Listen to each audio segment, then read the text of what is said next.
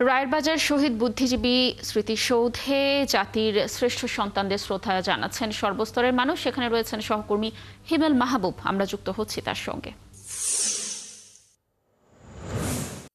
হিমেল, বুদ্ধিজীবী স্মৃতিসৌধে যারা শ্রদ্ধা জানাতে আসছেন তারা কি বলছেন জানাবেন। সর্বস্তরের মানুষই আসলে শ্রদ্ধা জানাচ্ছেন। সকাল থেকে বিভিন্ন রাজনৈতিক দল ফুলেল শুভেচ্ছা জানালেও এখন কিন্তু বিভিন্ন শিক্ষা প্রতিষ্ঠান থেকে শিক্ষক এবং শিক্ষার্থীরা এখানে ফুল দিয়ে শ্রদ্ধা জানাচ্ছেন জাতির বীর সন্তানদের।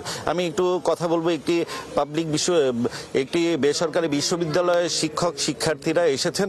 একটু জানতে চাই যে স্বাধীনতার এই 54 বছরে আমরা কতটুকু এগিয়েছি, বাংলাদেশ কতটুকু এগুলো।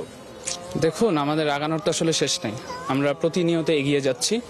তো 1971 সালে আমাদের যে বুদ্ধিজীবীদের হত্যা করা হয়েছে, তো তারা যদি হত্যা না হতো তাহলে আমরা হয়তো আরও 100 বছর এগিয়ে থাকতাম। তো যাই আছে এখন আমাদের, তো এগুলো চিন্তা করে আমাদের এখন যারা বুদ্ধিজীবী আছে, আমাদের দেশ থেকে যারা চলে যাচ্ছে, এইসব মেধা ধরে রাখতে হবে। এবং আমাদের যে ইয়াং প্রজন্ম যারা আছে, আমাদের ছাত্ররা, ওরাই আমাদের দেশটা আগিয়ে নিয়ে যাবে ইনশাআল্লাহ। আমরা কি অতীত থেকে কোনো শিক্ষা নিতে পেরেছি? কেমন চলছে বাংলাদেশ? অতীত থেকে আমরা অনেক এগিয়ে আসছি, বর্তমানে বাংলাদেশ আলহামদুলিল্লাহ অনেক ভালো চলছে। ইনশাল্লাহ আমরা আরো এগিয়ে যাব। ধন্যবাদ। শুনছিলেন যে আসলে জাতির শ্রেষ্ঠ সন্তানদের কেউ ভোলেনি, কেউ ভুলবে না। তারা বলছেন এখানে বিভিন্ন স্কুল কলেজের, বিশেষ করে প্রাইমারি স্কুলের শিক্ষার্থীদের নিয়েও কিন্তু তাদের শিক্ষক এবং অভিভাবকরা ছুটে এসেছেন।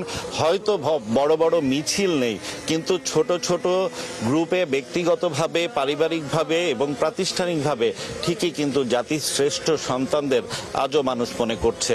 লাবণী।